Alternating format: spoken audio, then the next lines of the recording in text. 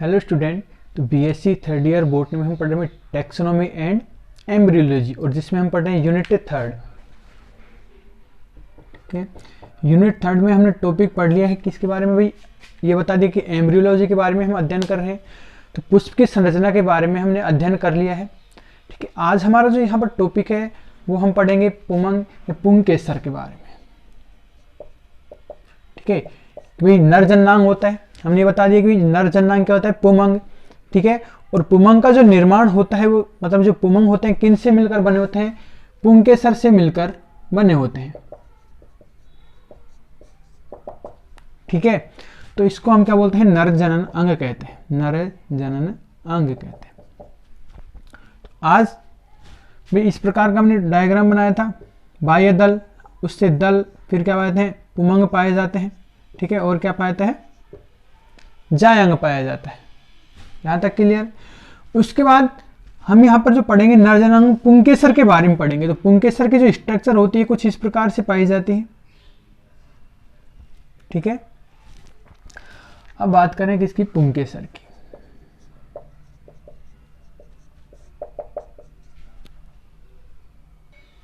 तो जो पुंकेसर होता है ये 3 भागों से मिलकर बना होता है। ये कंप्लीट का है पुंकेसर होता है। ठीक है, ये कितने भागों से, 3 भागों से मिलकर बना होता है। 3 भाग कौन कौन से होते हैं, सबसे पहला जो भाग होता है क्या होता है, परागकोश होता है। सबसे पहला जो भाग होता है क्या होता है, परागकोश होता है। ठीक है, इसमें परागकोश कहां पे होगा, ये वाला जो भाग होता है क्या होता है, परागकोश होता है। ठीक है, सेकंड जो भाग होता है इसका वो क्या होता है भाई, दूसरा भाग होता है इसका पुतंतु। ठीक है, या जिसको हम बोलते हैं फिलामेंट, पुतंतु। तो ये वाला जो भाग होता है तंतु के समान, तंतुवत समान संरचना है, इसको हम बोलते हैं पुतंतु या फिलामेंट कहते हैं। इसको हम एंथर भी कहते हैं, एंथर या परागकोश। क्लियर। इसका जो तीसरा भाग होता है पुंकेसर का वो होता है योजी। ठीक है, तो अब इसकी बात करें, योजी कहां होती है, योजी यहां होती। ठीक है, योजी मतलब इसको हम बोलते हैं कनेक्टिव। ठीक है, कनेक्टिव मतलब कनेक्ट मतलब जोड़ना।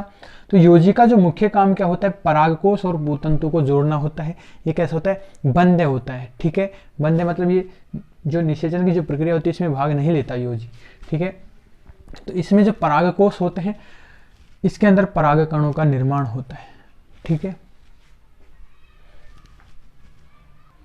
अब यहाँ जो परागकोश है इसकी काट की बात करते हैं। तो इसकी जो स्ट्रक्चर होती है कुछ इस प्रकार की होती है, काट की बात कर रहे हैं।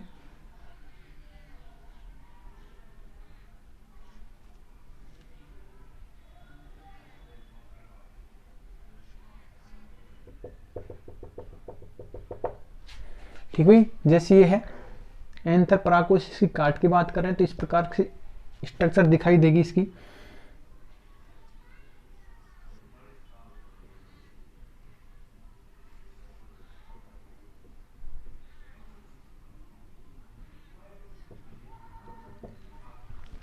ठीक है, तो एक प्रारूपिक एंथर की बात करें, परागकोश की बात करें तो उसके अंदर क्या होती है, बीजाणुधानियां होती हैं। ठीक है, मतलब जो परागकोश है तो ये कैसे होता है, द्विपालित होता है, द्विपालित, या इसको हम बोल सकते हैं द्विकोष्ठी। ठीक है, इसमें 2 कोष्ठ पाए जाते हैं, जैसे डायग्राम दिखा रहा है कि इसमें 2 कोष्ठ पाए जाते हैं। ठीक है, ये वाले इस प्रकार से 2 कोष्ठ पाए जाते हैं, 2 पालियां पाई जाती हैं, जिसके कारण इसको हम क्या बोलते हैं, द्विकोष्ठी भी कहते हैं। ठीक है, और इनके अंदर क्या पाई जाती है, फिर बीजाणुधानियां पाई जाती है। ठीक है, जिसको हम बोलते हैं लघु बीजाणुधानी, लघु बीजाणुधानी। ठीक है, अब ये जो लघु बीजाणुधानी होती है इसके अंदर लघु बीजाणु कह सकते हैं, लघु बीजाणु या फिर कह सकते हैं परागकण का निर्माण होता है। ये क्या होगी, लघु बीजाणुधानी होगी। इसके अंदर जो हमने दिखा रखा है क्या है, परागकण या लघु बीजाणु होते हैं। तो हम बात करें जो एंथर होता है कैसे होता है, द्विपालित होता है। और यहाँ लघु बीजाणुधानी की बात करें तो एक जो पाली होती है इसमें 2 लघु बीजाणुधानी होती है। ठीक है, एक पाली में कितनी है, 2, और 2 इधर है, 4। तो द्विपालित जो बीजाणुधानी कितनी हो गई, 4 बीजाणुधानी। तो ऐसे पादप जिनमें 4 लघु बीजाणु धानियां होती हैं उसको हम बोलते हैं, भाई 4 को हम क्या बोलते हैं, चतुष्क, तो इसको हम बोलते हैं चतुष्क बीजाणु धानिक।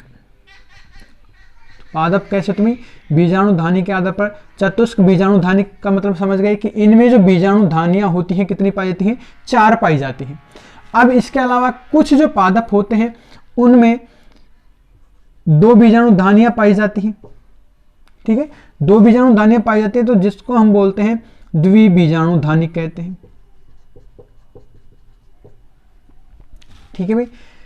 कैसे, चतुष्क बीजाणु धानिक, द्विबीजाणु। अब कुछ पादप ऐसे होते हैं कि उनमें केवल एक ही लघु बीजाणु धानी पाई जाती है, ठीक है, मतलब जैसे उनमें पाई जाती है एक पालित में। अब जैसे कुछ जो पादप होते हैं उनमें जो एंथर पाए जाते हैं, परागकोश पाया जाता है, भी कैसा होता है, एक पालित, मतलब एक ही पाली पाई जाती है इस प्रकार से, ठीक है।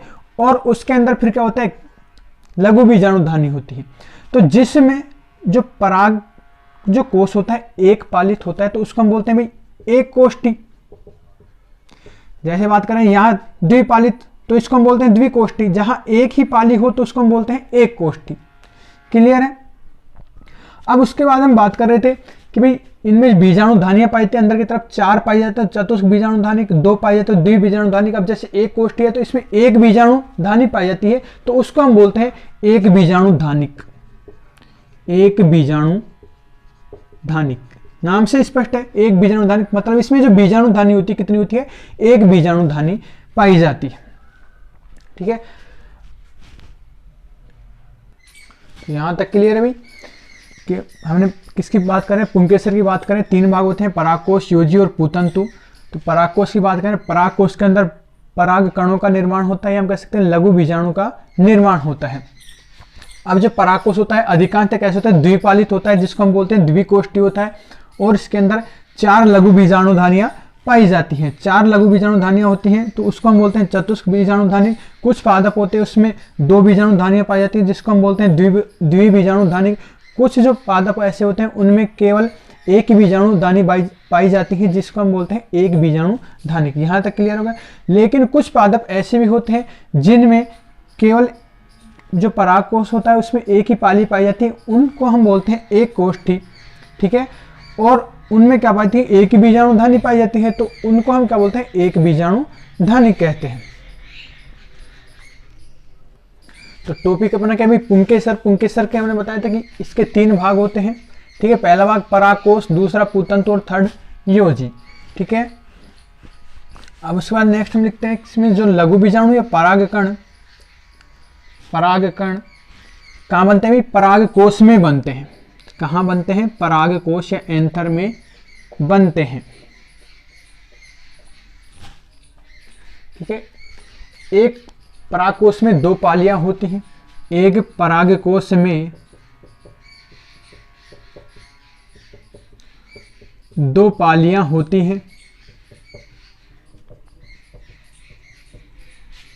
ठीक है, जो एक दूसरे से योजी द्वारा जुड़ी रहती हैं।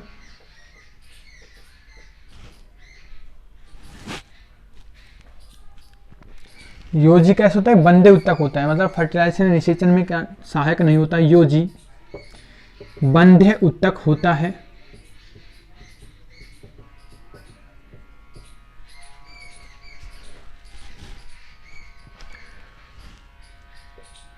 परागकोश की प्रत्येक पाली 2 प्रकोष्ठों में विभेदित होती है। प्रत्येक पाली 2 प्रकोष्ठों में विभेदित होती है,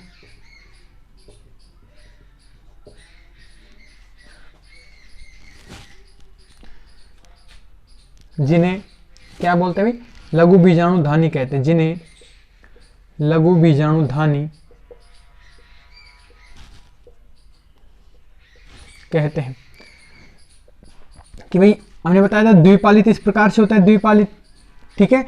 इसकी भी जो एक पालित होती है उसमें कुछ इस प्रकार की स्ट्रक्चर बनाई थी, मतलब प्रत्येक पाली में 2 क्या पाए जाते हैं, चैम्बर पाए जाते हैं, दो प्रकोष्ठों में विभेदित होती है, जिनको हमने क्या कहा था भाई, इस प्रकार से एक में दो और एक में दो चार, इस प्रकार इनको हम क्या बोलते हैं, लघु बीजाणु धानी कहते हैं, लघु बीजाणु धानी कहते हैं जिन्हें। ठीक है,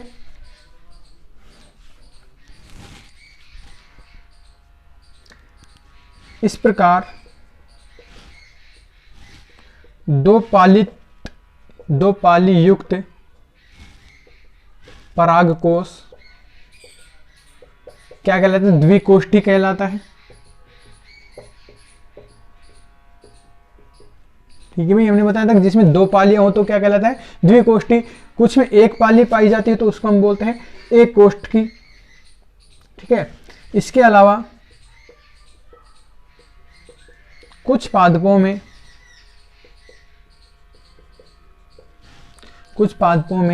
परागकोश में एक ही पाली पाई जाती है, एक ही पाली पाई जाती है, जिसे क्या बोलते हैं, एक कोष्ठ की, जिसे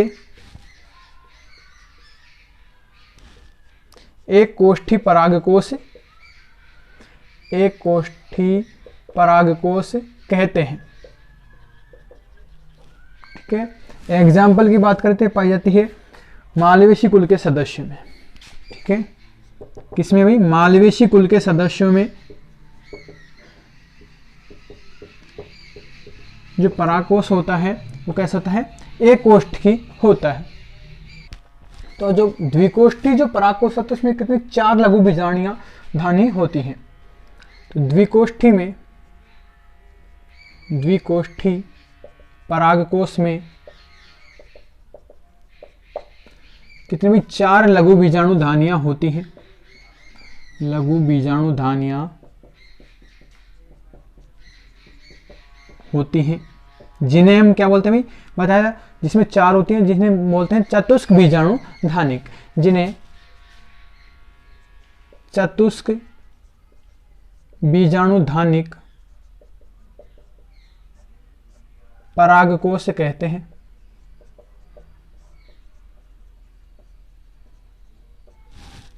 ठीक है,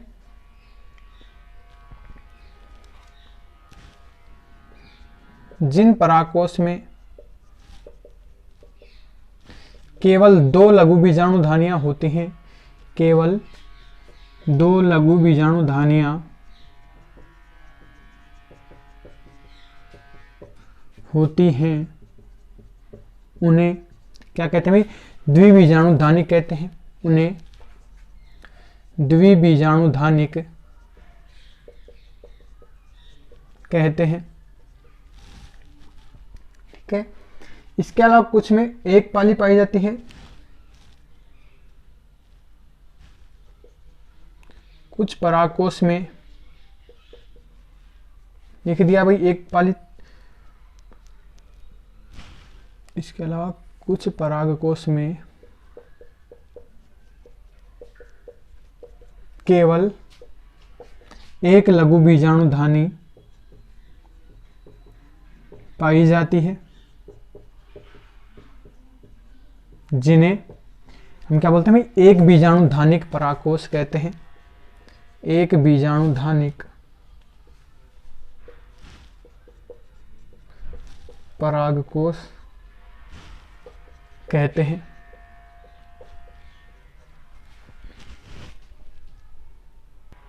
यहां तक क्लियर है। ये था नर अंग पुंकेसर के बारे में।